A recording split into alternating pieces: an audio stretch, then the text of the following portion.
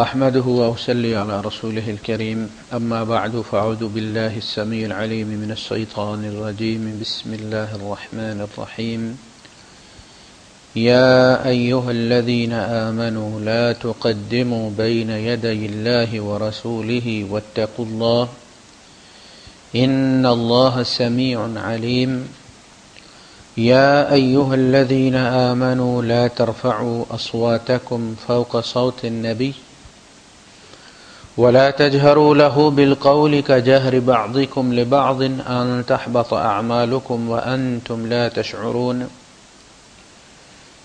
إن الذين يغضون أصواتهم عند رسول الله أولئك الذين امتحن الله قلوبهم للتقوى لهم مغفرة وأجر عظيم إن الذين ينادونك من وراء الحجرات أكثرهم لا يعقلون ولو أنهم صبروا حتى تخرج إليهم لكان خيرا لهم والله غفور رحيم صدق الله العظيم رب اشرح لي صدري ويسر لي أمري واحلل عقدة من لساني يفقهوا قولي آمین یا رب العالمین. اب پیچھے دائرے میں چلے جائیں. سورہ الفتح میں اللہ پاک نے ارشاد فرمایا تھا کہ محمد الرسول اللہ والذین معه اشداء علی الکفار رحماء بینہم تراہم رکعا سجدا یبتغون فضلا من اللہ ورضوانا. تو پھر محمد رسول اللہ صلی اللہ علیہ وسلم اگلی صورت میں پھر اس موضوع کو اللہ پاک نے لے لیا اور آداب رسالت جو ہے وہ اللہ پاک نے بیان کر دی کہ رسول کے ساتھ تمہارا معاملہ کیسا ہونا چاہیے، کیا آداب ہیں، ان کے سامنے بیٹھنے کے کیا آداب ہیں. اور جبرائیل بھی حضور کے سامنے اسی طرح دو زانوں بیٹھے ہیں، جس طرح ایک شاگرد ایک استاد کے سامنے بیٹھتا ہے. حدیث جبریل میں جب جبریل تشریف لائے انسانی شکل میں تو آپ کے سامنے دو زانوں بیٹھے ہیں اور اپنے دونوں ہاتھ انہوں نے اپنے گھٹنوں پہ رکھ لیے اور اس کے بعد پھر سوال جواب ہوا ہے. بات کرنے کا کیا انداز ہے؟ اگر حضور سے چھٹی لینی ہے، کہیں اجتماع ہے، حضور نے بلایا ہوا ہے اور آپ کو چھٹی کی ضرورت ہے تو اس کا کیا اندازہ؟ ایسے نہیں کہ اٹھ کے چلے گئے، بلکہ اس کے لیے باقاعدہ ایک طریقہ کار مقرر کیا گیا. تو اس سورہ حجرات میں ابتدا کیا ہے وہ لوگوں جو ایمان لائے ہو، اس لیے کہ خطاب جتنا بھی احکامات ہے وہ اللہ پاک ایمان کے زور پر ہمیں دیتا ہے. جو ایمان والے نہیں ہیں ان کے ساتھ کوئی لینا دینا نہیں. کوئی بھی ادارہ جو بھی سرکولر ایشو کرتا ہے، بلیک بورڈ پہ لگاتا ہے، وہ اپنے ان لوگوں کے لیے جو اس کے پے رول پہ اس کے ملازم ہیں. ہر سڑک پہ گزرنے والا ان کا مخاطب نہیں ہے. اسی طرح احکامات کی جو آیات آئی ہیں، 450 احکامات جو دیے گئے ہیں جو صرف مسلمانوں سے متعلق ہیں، باقی سارا قرآن سارے انسانوں کے لیے.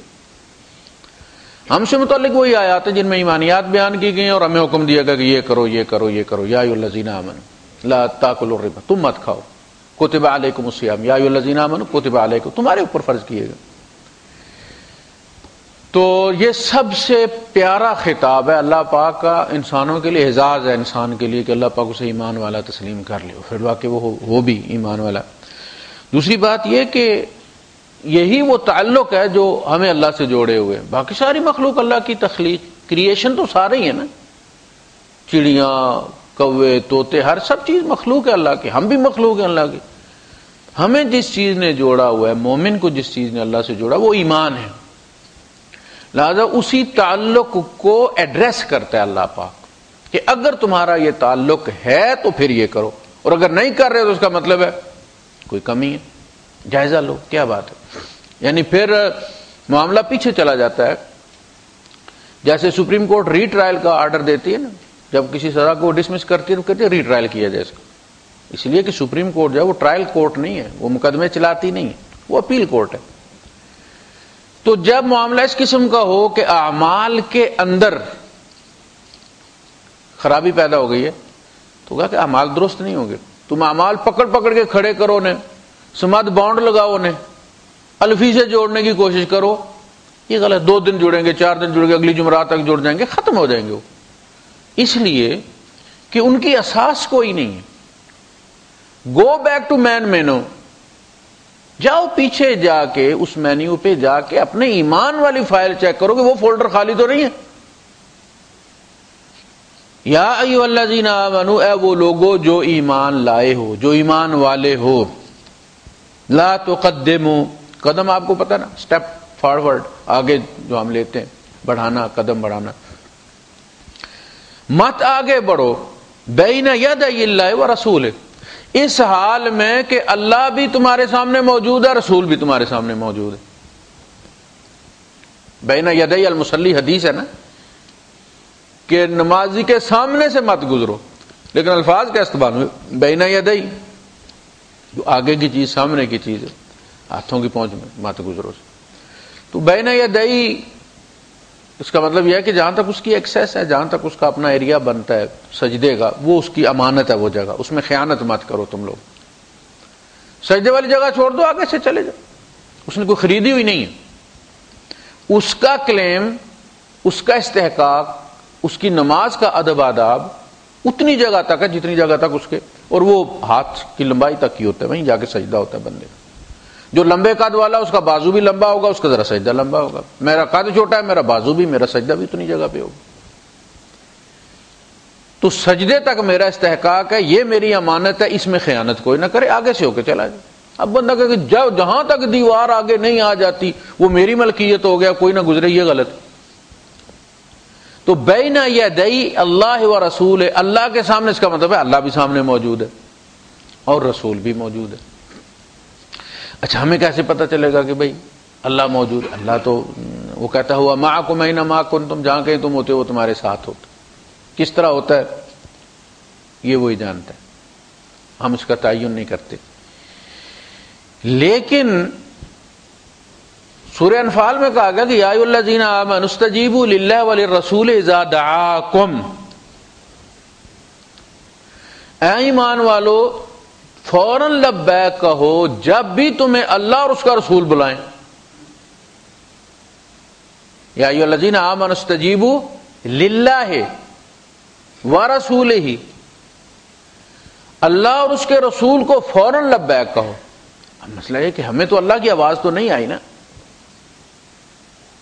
تو آواز تو آئے گی محمد کی صلی اللہ علیہ وسلم. ہو سکتا ہے کہ ہم نے قرآن بھی تو انہی کی آواز میں سنا نا، اللہ کی آواز میں ہم نے نہیں سنا، اللہ کی آواز انہوں نے سنی ہے، نبی کریم صلی اللہ علیہ وسلم نے. ہم تک اللہ کے الفاظ پہنچے ہیں، نبی کی آواز میں سنایا گیا. گفتائے او گفتائے اللہ بود، گرچہ از حلقوم عبداللہ بود، آپ کا فرمایا ہوا اللہ کا فرمایا ہوا ہے، اگرچہ وہ عبداللہ کے حلق سے نکلا ہے. ٹھیک ہے جی. تو جب حضور بلائیں تو تمہیں کیا پتا کہ اللہ نے بلایا یا رسول نے بلایا اس وقت؟ یہ ایک صحابی کا واقعہ ہے کہ ان سے حضور نے بلایا، انہیں آواز دی تو وہ نفل پڑھ رہے تھے، نماز پڑھ رہے تھے، تو وہ انہوں نے نماز پوری کی، پھر آئے. وہ حضور نے فرمایا میں نے آواز دی تھی، تو کہنے لگے جی میں نماز میں تھا. ہم نے فرمایا تم نے سنا نہیں؟ یا ایھا الذین آمنوا استجیبوا للہ وللرسول اذا دعاکم لما یحییکم، اس لیے کہ وہ تمہیں زندگی دیتے ہیں، یعنی ایمان دیتے ہیں. اصل میں ایمان زندگی ہے، ہمیں اس کی قدر نہیں ہے.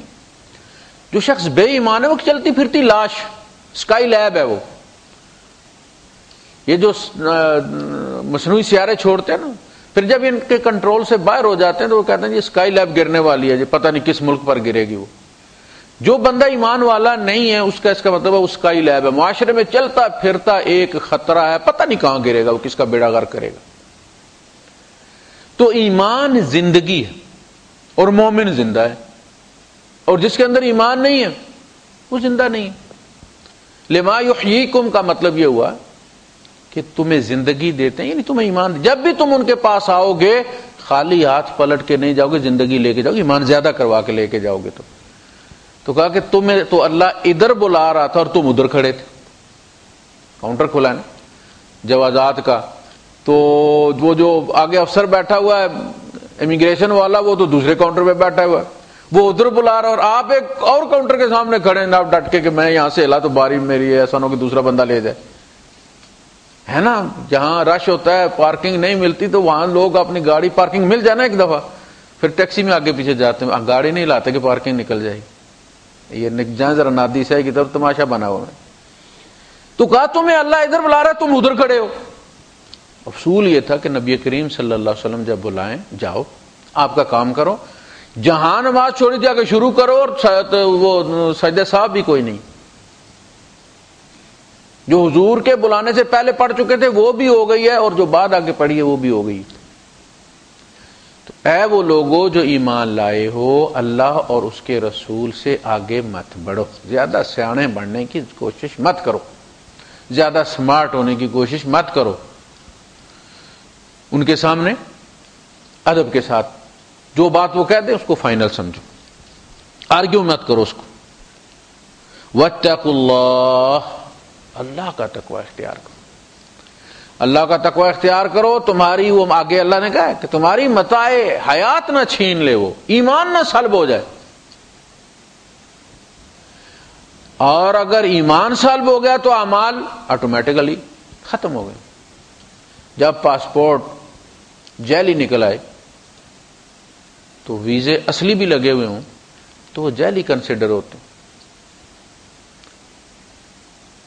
اللہ سے ڈرو، اللہ کا تقوی اختیار کرو. بھائی نبی کے پاس کیا کوئی نبی پولیس تو استعمال نہیں نہ کرتا اپنی عزت کروانے کے لیے. نبی کی ہستی کے ساتھ تقدس ہوتا ہے، وہ اللہ کا نمائندہ ہوتا ہے، اللہ کی پوری قوت ان کی پشت پر ہوتی ہے. ایک صاحب تھے، انہوں نے اللہ کے رسول صلی اللہ علیہ وسلم نے وہ بائیں ہاتھ سے کھا رہے تھے، تو آپ نے ان سے فرمایا کہ دائیں ہاتھ سے کھاؤ. اچھا لیفٹسٹ جو ہوتے ہیں نا، مسئلہ ہوتا ہے ان کے ساتھ، لیکن کھانے پینے کی اگر عادت ڈال لی جائے تو وہ ہو جاتی ہے، کوئی مسئلہ نہیں ہے. میں بعض معاملات میں خود لیفٹسٹ ہوں، لیکن کھانا پینا الحمدللہ دائیں ہاتھ سے ہوتا ہے. لیکن باقی میں پگڑی بھی نہیں باندھ سکتا، یہ تو میری الٹی پگڑی بنتی ہے. تو آپ نے فرمایا کہ دائیں ہاتھ سے کھا، تو اس نے کہا کہ میں اسے نہیں کھا سکتا. بھائی اس وقت پکڑ لیتے لقمہ تو کھا لیتے حضور کے سامنے 4 لقمے دائیں ہاتھ سے، تو کیا جاتا تھا. کہتے ہیں کہ اس کے بعد میں اس ہاتھ سے پھر کچھ کھا نہیں سکا، وہ اس کو فالج ہو گیا، ہاتھ کو سوکھ گیا وہ ہاتھ. ایک صاحب تھے تو ان حزین، تو آپ نے فرمایا کہ یہ حزین کی بجائے اگر سعید ہو جائے تو اچھا نہیں، یعنی بدلی کر لو اس کو. ان کا میرا باپ دادا نے جو میرا نام رکھا ہے وہی صحیح. آپ نے کہا جیسی تمہاری مرضی. کہتے ہیں کہ اس کے بعد میں نے اور میرے گھر میں زندگی میں خوشی نہیں دیکھی. رد کر دیا نا انہوں نے نبی کی اس عادت جو تھی، اگر رکھ لیتے تو خوشیاں خوشیاں دیکھتے. اسی طرح ایک صاحب تھے تو اللہ کے رسول صلی اللہ علیہ وسلم ان کے یہاں گئے، بیمار تھے. ہم نے کہا کہ کوئی نہیں، اللہ ٹھیک کرے گا، یہ گناہوں کا کفارہ ہوتا ہے، صحیح ہوتا ہے. ان کا وہ میں نہیں صحیح ہوتا، میں بات نہیں بچتا. پھر انہوں نے تسلی دی، کچھ نہیں، اللہ ٹھیک کر دے گا، ٹھیک ہو جائیں گے آپ، یہ اللہ پاک کسی طرح. ان کا نہیں، آپ نے فرمایا پھر جیسے تو کہتا ہے ویسا ہی.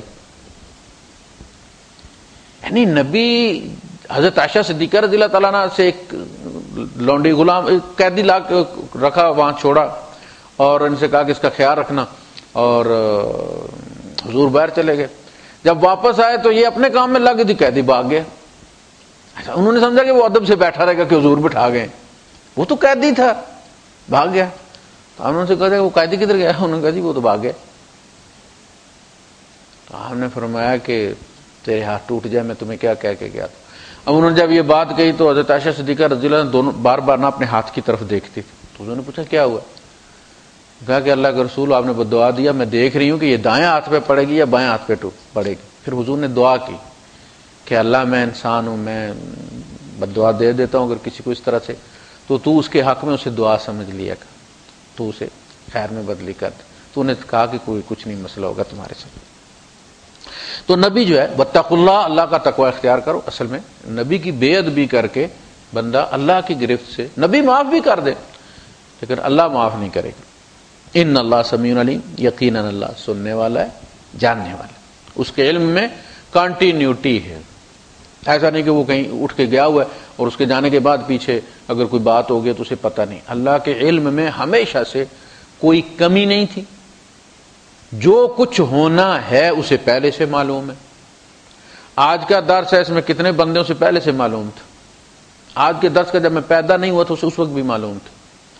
میں اس کے علم میں اپنے پیدا ہونے سے پہلے بھی اسی طرح تھا جس طرح مرنے کے بعد اس کے علم میں ہوں گا۔ اس کے علم میں کوئی کمی نہیں ہوگی، میرے مر جانے سے اس کے علم میں اضافہ نہیں ہوگا کہ اب اللہ کو پتہ چلا فلاں تاریخ کو یہ مر گیا۔ اللہ کو پہلے پتہ ہے اس طرح مرنا ہے، اس حادثے میں مرنا ہے، اس کے جنازے میں فلاں فلاں نے شریک ہونا ہے، یہ ساری چیزیں اللہ کو پہلے سے پتہ۔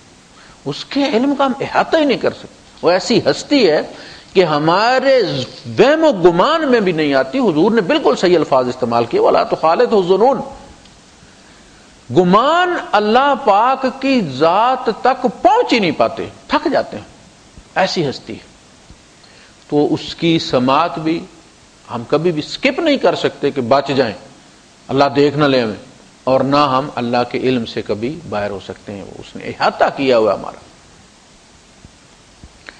یا ایھا الذین آمنوا لا ترفعوا اصواتکم فوق صوت النبی، اے وہ لوگو جو ایمان لائے ہو، لا ترفعوا، مت بلند کرو۔ رفع آپ کو پتہ بلند کرنے کو کہتے ہیں۔ لا ترفعوا اصواتکم، مت بلند کرو اپنی آوازوں کو۔ اب یہ ایمان والے کون ہیں؟ حضور کے چچا عباس، رشتہ چھوٹا ہے، حضور ان کے بھتیجے لگتے، لیکن کہا کہ نہیں۔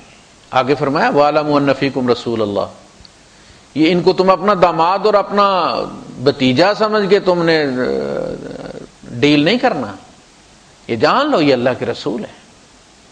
لہذا اس منصب اور مقام کو سامنے رکھ کے اسی لیے حضرت عباس رضی اللہ تعالیٰ ہمیشہ رسول اللہ کہہ کے حضور کو مخاطب کیا کرتے۔ لا ترفعوا اصواتکم فوق صوت النبی ولا تجہروا لہ بالقول، اور بات میں ان کے ساتھ گہک کر مت بولا کرو، یعنی کھلا ڈلا جس طرح ہم ایک دوسرے سے بات کرتے ہیں اسی سطح پر۔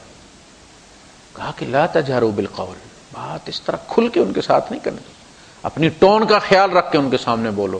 تمہاری آواز کی پستی بتائے کہ تمہیں نبی کی عظمت کا احساس ہے، تمہاری نظر بھی جھکی ہوئی ہو اور تمہاری آواز بھی جھکی ہوئی ہو۔ یہی بات جا کے سہیل ابن عمر نے قریش سے کہی تھی نا، اس نے کہا تھا کہ میں نے بڑے بڑے دربار دیکھے ہیں، میں کیسر و کسرا کے درباروں میں بھی گیا ہوں، لیکن میں نے جو عظمت محمد کے دربار میں دیکھی ہے میں نے کہیں نہیں دیکھی۔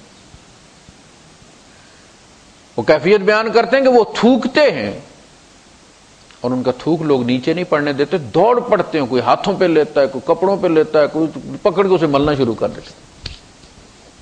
ان کے وضو کے پانی کے لیے ان کے اصحاب آپس میں لڑتے ہیں کہ مجھے مل جائے، مجھے مل جائے، مجھے مل جائے، اور جب وہ بولتے ہیں تو لوگ یوں چپ ہو جاتے ہیں کہ جیسے ان کے سروں پر پرندہ بیٹھا اڑ جائے، آوازوں کو پست کر لیتے ہیں، جب وہ بولتے ہیں تو غور سے سنتے ہیں۔ یعنی یہ کیفیت کسی پولیس کی وجہ سے نہیں تھی، اس عظمت کی وجہ سے تھی جو نبی کریم صلی اللہ علیہ وسلم کی ان کے دلوں میں تھی، اور اسی وجہ سے ان کا مقام ہے۔ عبادت کی وجہ سے صحابہ کا مقام نہیں، عبادت بعد میں آنے والوں نے بہت زیادہ کی۔ صحابہ نارمل زندگی گزار کے گئے، جتنی ملتی تھی، جماعت مل گئی ہے پڑھ لیے، نہیں ملی ہے تو پڑھ لیے، نکل گئے ہیں درس ہو رہا ہے باری لگا دی ہے، ایک دن ایک بیٹھتے تھے اور پھر جو درس میں ہوتا تھا وہ سناتے تھے، دوسرے دن دوسرے بیٹھتے تھے تو وہ کام پہ چلے جاتے تھے، کام بھی چل رہا ہوتا تھا، ادھر بھی کام چل رہا ہوتا تھا۔ بڑی نارمل زندگی صحابہ نے گزاری ہے۔ انہوں نے مصنوعی مجاہدے نہیں کیے، یعنی جس کی بھوک تھی وہ اصلی بھوک تھی، غریب تھا، اور جس کی دولت تھی وہ بھی مصنوعی نہیں تھی اور حرام کی نہیں تھی، حقیقی معاشرہ تھا۔ ایک غریب غریب تھا، امیر امیر تھا۔ غریب نے ڈاکہ نہیں ڈالا کہ میں بھوکا ہوں آج مجھے حق حاصل ہو گیا ڈاکہ ڈالنے کا، نہیں۔ وَلَا تَجْهَرُوا لَهُ بِالْقَوْلِ كَجَهْرِ بَعْضِكُمْ لِبَعْضٍ، جیسے تم ایک دوسرے سے بول لیتے ہو اس طرح نبی کے سامنے نہ بولا کرو۔ أَن تَحْبَطَ أَعْمَالُكُمْ، ایسا نہ ہو کہ تمہارے اعمال حبط ہو جائیں، ڈیڈ ہو جائیں۔ اصل میں حبط، جب یہ لائن ڈیڈ ہوتی ہے ٹیلی فون کی تو اس کے لیے لفظ حبط استعمال کرتے ہیں، لائن ڈیڈ ہو گئی۔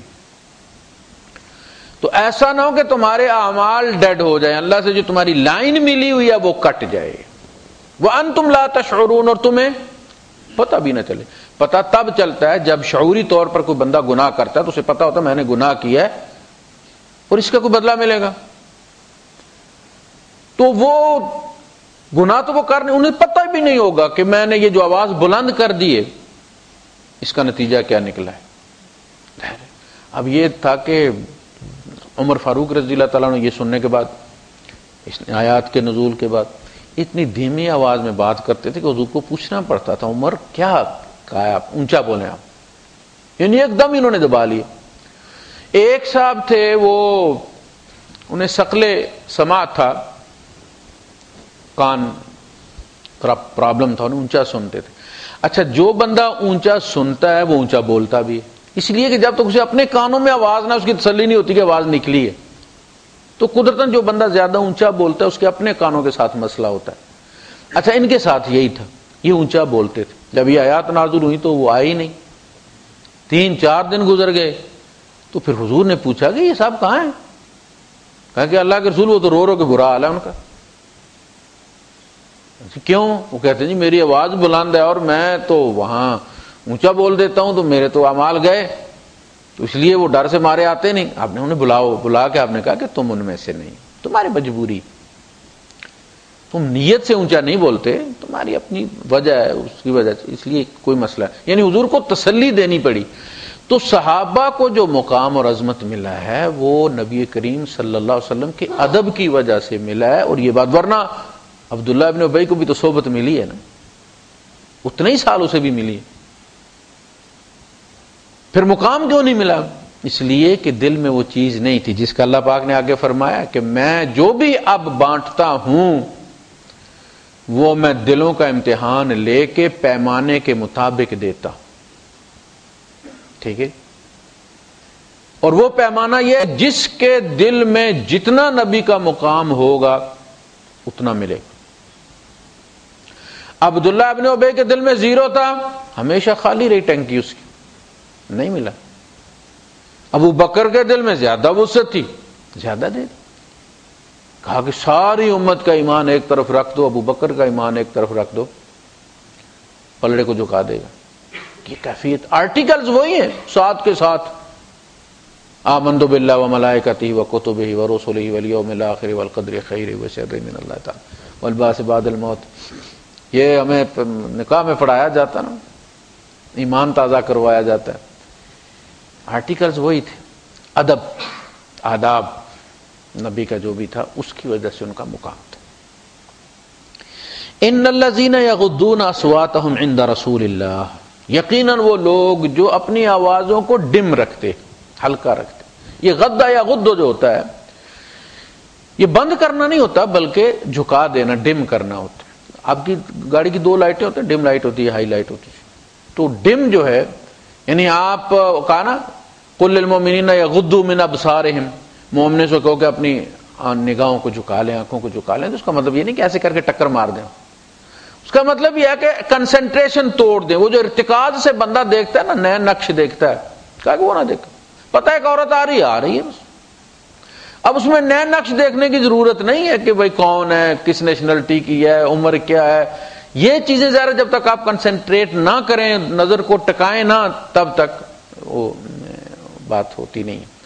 تو غدہ یا غدو کا مطلب یہ ہے کہ پتہ ہے ایک بندہ آ رہا ہے، یہ اولا ایک آیا گزر گیا ہے، آپ اپنی نظر کو ڈم کرنے، اس کو ہلکا کر لیں، سکین مت کریں، یہ ہے۔ اسی طرح آواز کا بھی ہے کہ آواز کو پست کر لیں، اپنی اصل اس سے والیوم کم کریں۔ یقیناً وہ لوگ جو پست رکھتے ہیں اپنی آوازوں کو عند رسول اللہ، اللہ کے رسول کے پاس، ان کی مجلس میں، اولئک الذین امتحن اللہ قلوبہم للتقوی، یہ وہ لوگ ہیں امتحان لے لیا اللہ نے ان کے دلوں کا تقوی کے لیے، کہ کتنا تقوی دینا ہے۔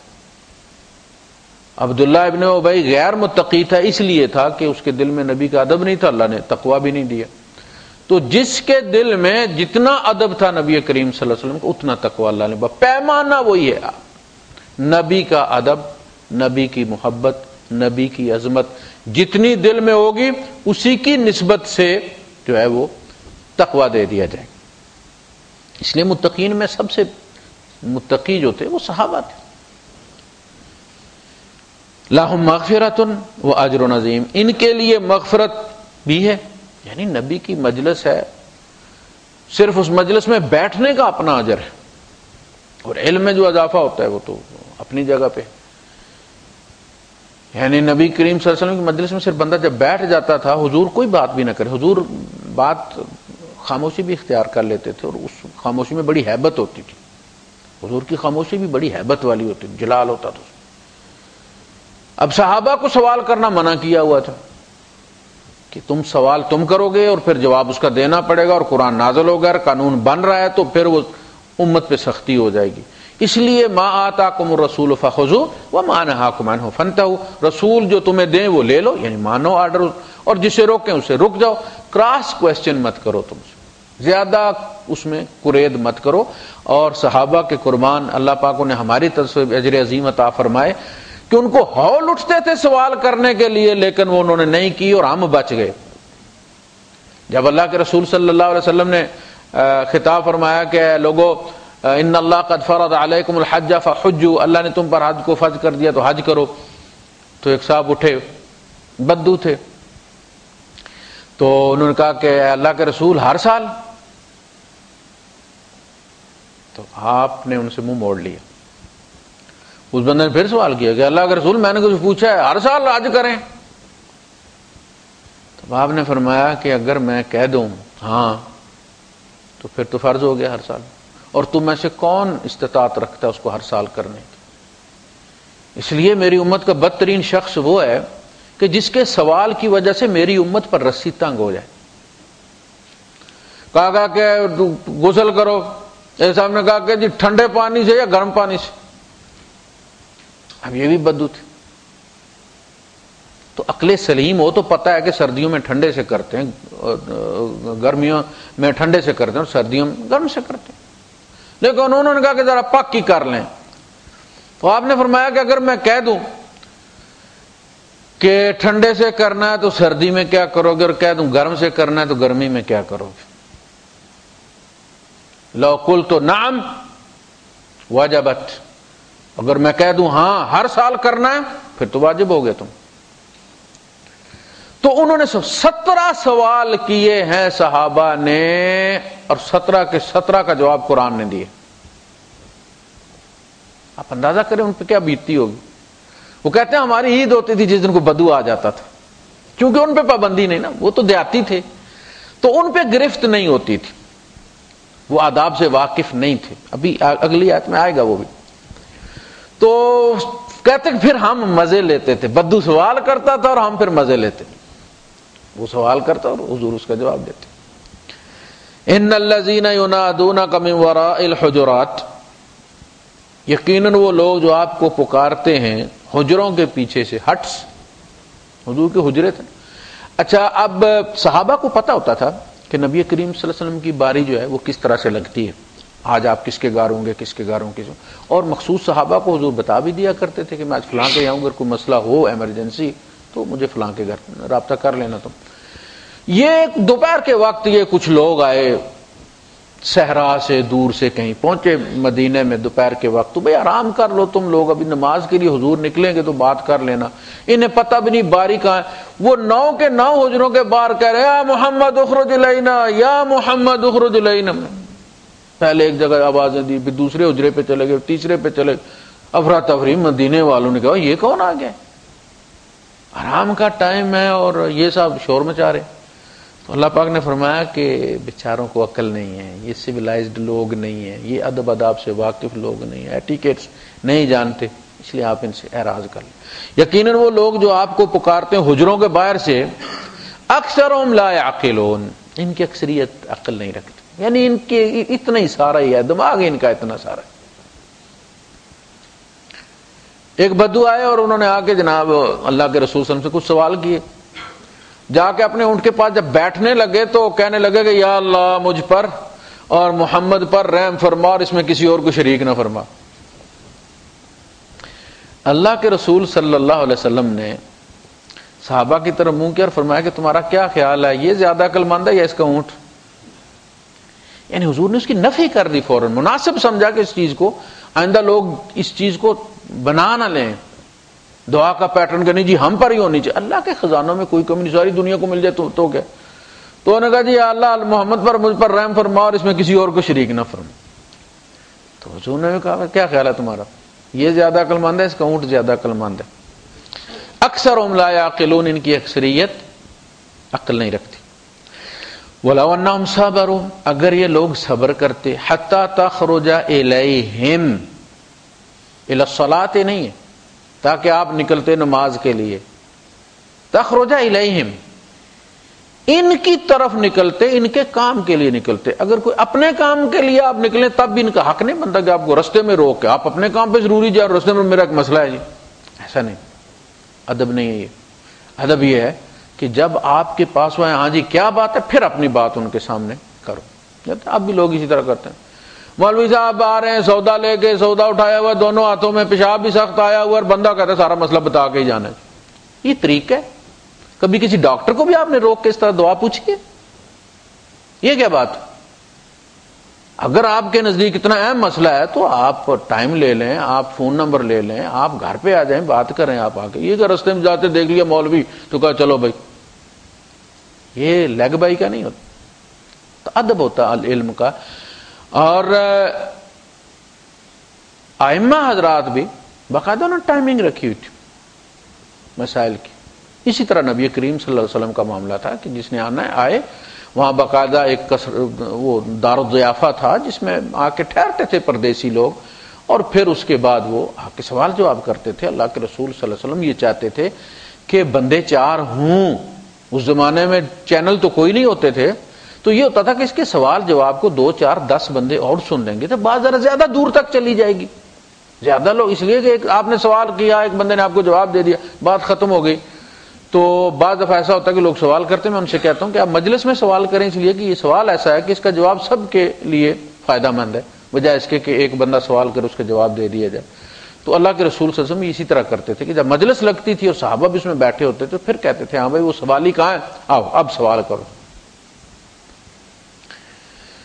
لَكَانَ خَيْرًا لَهُمْ، یہ ان کے لیے بہتر ہوتا. واللہ غفور الرحیم، اور اللہ بخشنے والا رحم کرنے والا. اچھا، یہ جو چیزیں ہیں، جو آداب ہیں، یہ نبی کریم صلی اللہ علیہ وسلم کے لیے آج بھی اسی طرح ہیں. یعنی جب نبی کی بات آ جائے تو ہمیں اپنی رائے روک لینی چاہیے،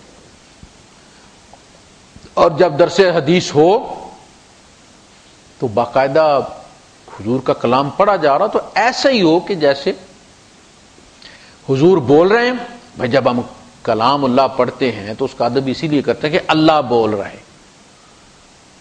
حضرت جعفر صادق رضی اللہ تعالیٰ عنہ کہا کرتے تھے کہ حسبنا اللہ و نعم الوکیل سب سے بہترین دعا ہے. حسبنا اللہ و نعم الوکیل. انی سمعت اللہ یقول، میں نے اللہ کو یہ کہتے ہوئے سنا ہے، پڑھا نہیں ہے. وہ کہتے ہیں کہ یہ دعا جو کی انہوں نے حسبنا اللہ و نعم الوکیل، فانی سمعت اللہ یقول بعدہ، اس کے بعد میں نے اللہ کو سنا کہ وہ یہ کہتا ہے فانقلبوا بنعمت من اللہ وفضل لم یمسسہم سوء، وہ اللہ کی رحمت اور اللہ کا فضل لے کر لوٹے، انہیں کوئی نقصان نہیں پہنچا. انی سمعت اللہ، میں نے اللہ کو یہ کہتے سنا ہے.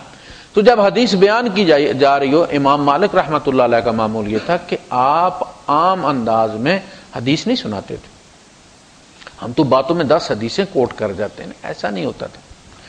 ائمہ حضرات شاذ و نادر ہی کوئی حدیث کوٹ کیا کرتے تھے، وہ صحابی کو آگے کر دیا کرتے تھے. صحابی کے حوالے سے آثار امام ابو حنیفہ رحمۃ اللہ علیہ، حضور دیکھا عبداللہ ابن مسعود رضی اللہ تعالیٰ عنہ، یعنی یہ لوگ جب حضور کا ذکر کرتے تھے تو کانپ جاتے تھے کہ حضور کے بیاہ پہ یہ بات کر، ہو سکتا ہے حضور کے یہ الفاظ نہ ہوں، میرے الفاظ اس میں شامل ہو جائے. تو وہ حدیث بیان کرنے کے بعد کیا کرتے تھے، او کما قال رسول اللہ او مثلہ قال رسول اللہ صلی اللہ علیہ وسلم، یہ ڈر جاتے تھے کہ بھائی ایسا. تو وہ باقاعدہ اس کے لیے اہتمام کرتے تھے، خاص کپڑے تھے ان کے، خاص خوشبو تھی. اس کے بعد وہ آ کے بیٹھا کرتے تھے اور اتنے طالب علم بیٹھے ہوتے تھے اور سارے 2 زانو بیٹھ کے تو اس کو سنا کرتے تھے. اسی طرح یعنی انہیں درس حدیث کے دوران آپ اندازہ کر لیں کہ بچھو نے کاٹا ہے، اور ایک نہیں کچھ 17 ڈنگ مارے، وہ اندر چڑھ گیا ان کے کرتے کے، تو ہر ڈنگ پہ ان کا رنگ تبدیل ہوتا رہا، لیکن انہوں نے حدیث پوری بیان کی، مجلس فارغ کر کے تو انہوں نے اپنے اس سے غلام سے کہا کہ دیکھنا میرے کرتے کے نیچے کے بچھو، اور ان کی پوری پیٹھ جو ہے اس نے ڈنگی ہوئی. کہا کہ حضرت آپ نے کہا کہ میں نے ادب کے خلاف سمجھا کہ اللہ کے رسول صلی اللہ علیہ وسلم کی اس حدیث کو درمیان میں چھوڑ دو. وہ آج بھی اپنی جگہ پہ موجود ہے. اچھا، اسی میں ہمارے یہاں بحث چلا کرتی ہے کہ سنت نبی کریم صلی اللہ علیہ وسلم کی سنت، تو سنتیں دو قسم کی ہیں. ایک تو وہ سنت ہے جو ہمیشہ سے چلی آ رہی ہے، وہ فطرت ہے، فطرت اللہ التی فطر الناس علیہ، وہ اللہ کی وہ فطرت، دین بھی دین فطرت ہے کہ جس پر لوگوں کو اللہ پاک نے فطرت اللہ کی فطرت، تو اللہ کی فطرت کیا ہے؟ سچ بولنا. اللہ جھوٹ نہیں نہ بول سکتا، تو اس نے انسانوں کو سچ پر پیدا کیا ہے. ہر بچہ سچا ہوتا ہے، جھوٹا اس کو ماں باپ بناتے ہیں پھر سیاست سکھا کے. اللہ دیانت دار ہے، اللہ دیانت سکھاتا ہے، دیانت دار بچہ پیدا، تو بے ایمانی ہم سکھاتے ہیں اسے. اللہ حیا والا ہے، بچے میں حیا ہوتا ہے، پھر ہم اس کو آہستہ آہستہ کپڑے پہنا کے بے ایمان کرتے اور بے حیا کر دیتے اس کو. تو فطرت اللہ کی فطرت جس پہ اس نے انسانوں کو پیدا کی، ہم اس کو جب اسلام کی سنت بنا لیتے ہیں تو ہم اس کو محدود کر لیتے ہیں. وہ سنت فطرت ہے، اللہ پاک کو وہ 7 ارب انسانوں سے درکار ہے، ہم اسے کہتے ہیں نہیں 1.5 ارب مسلمان ہی کریں گے اس کو. ختنے یہ کوئی اسلام کی سنت نہیں ہے، یہ دین فطرت ہے.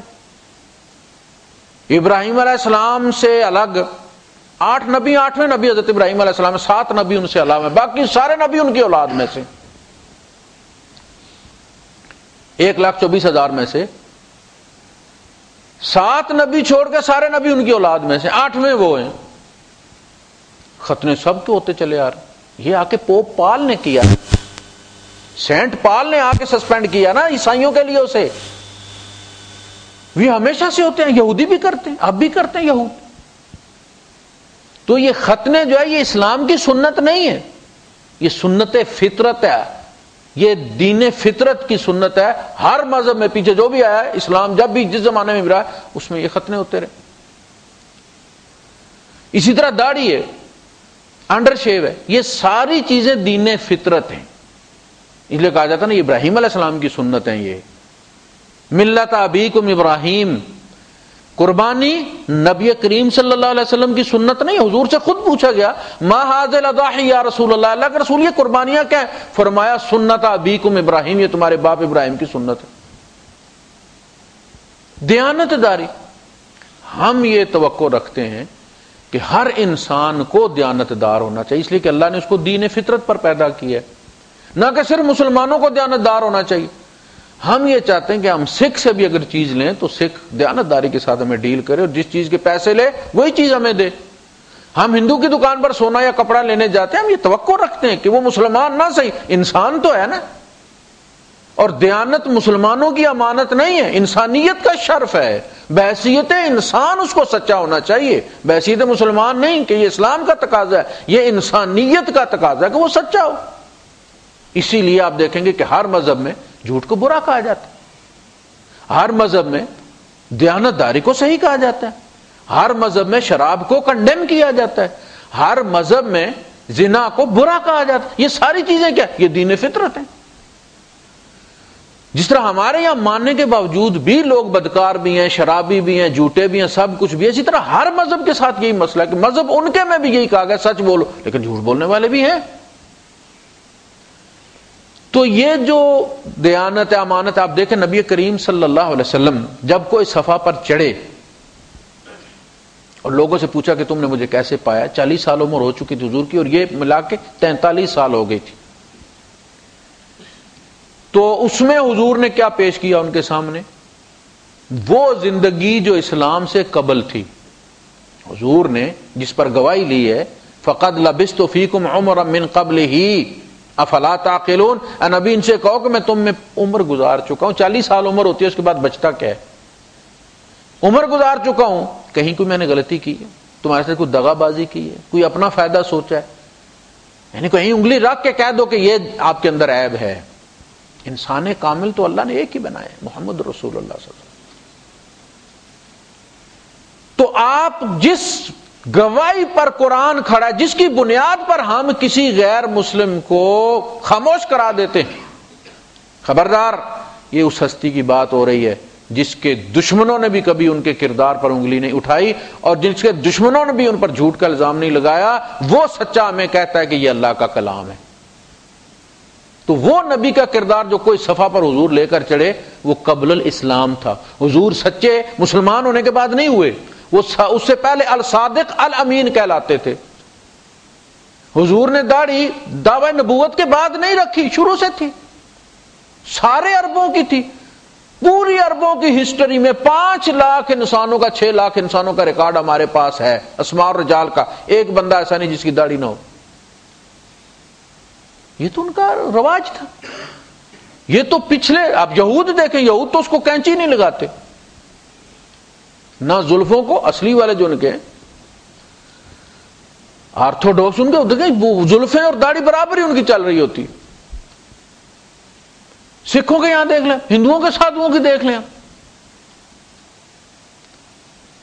تو بعض چیزیں ایسی ہیں کہ جن کو جب ہم اسلام کے دائرے میں لے کے آتے ہیں کہ نہیں یہ اسلام کی سنت ہے، اس کے لیے پھر وہ ہمارے فتوے کی زد میں آ جاتا ہے۔